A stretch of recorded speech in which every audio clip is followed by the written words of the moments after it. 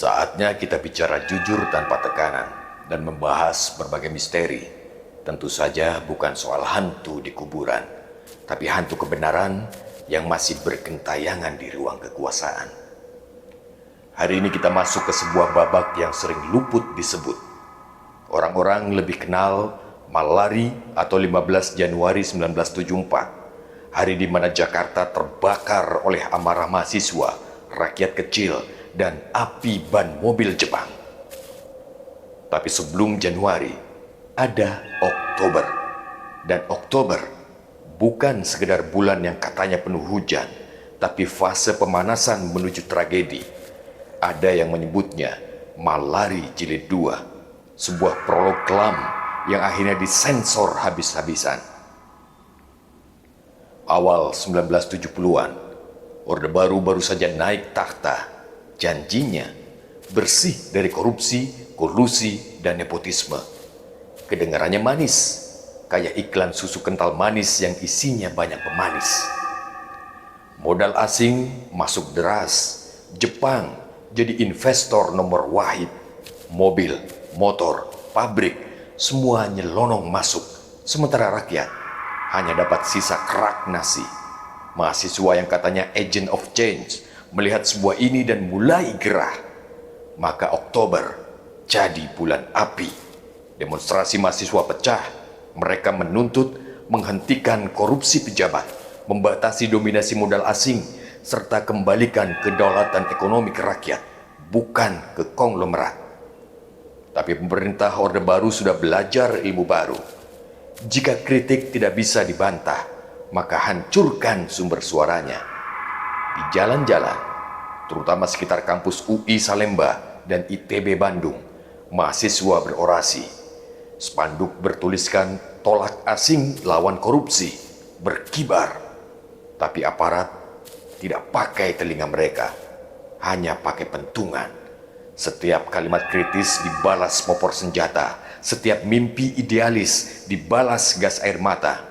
Oktober jadi semacam gladi resik represi. Dan jangan lupa, benturan ini bukan sekedar polisi versus mahasiswa.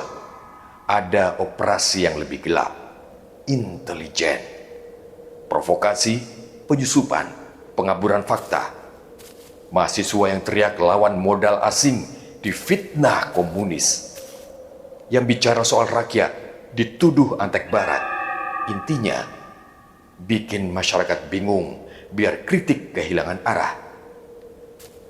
Apa hasil Oktober 1970-an ini?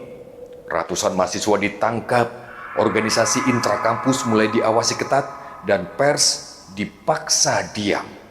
Bayangkan, mahasiswa yang cuma minta keadilan dituduh makar, rakyat kecil yang cuma marah harga beras melambung dicap pengacau, dan pemerintah sambil tersenyum di depan kamera, mereka bilang semua terkendali.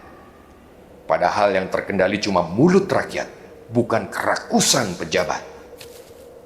Oktober itu adalah peringatan dini. Tapi pemerintah justru memilih jalan kekerasan. Maka ketika Januari 1974 tiba, bom sosial itu meledak. Menjadi Malari atau 15 Januari 1974. Gedung dibakar, mobil Jepang jadi arang, darah tumpah di jalanan. Dan lagi-lagi, yang disalahkan siapa? Mahasiswa. Yang dipuja siapa? Kekuasaan. Kalau kita tarik ke hari ini, rasanya dejavu. Kritik dianggap ancaman, rakyat yang bersuara dituduh anti pembangunan, lalu aparat masuk dengan gaya klasik, represi dulu, mikir belakangan. Sejarah seakan ngajarin kita satu hal, Indonesia punya alergi terhadap kritik, tapi kecanduan terhadap korupsi. Dan Malari Jilid 2 di bulan Oktober 1970-an adalah buktinya.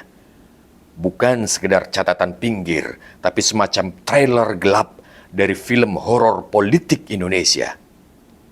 Jadi, lain kali kalau ada yang bilang mahasiswa cuma bikin rusuh, coba buka lagi lembar Oktober dan Januari itu. Rusuh atau memang negeri ini terlalu rapuh untuk diingatkan?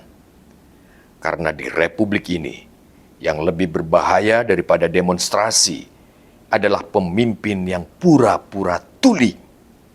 Ingat, sejarah bukan cuma untuk dikenang. Sejarah ada untuk ditagih agar luka masa lalu tidak terus dipoles jadi propaganda murahan. Ayo, saatnya ikut mikir.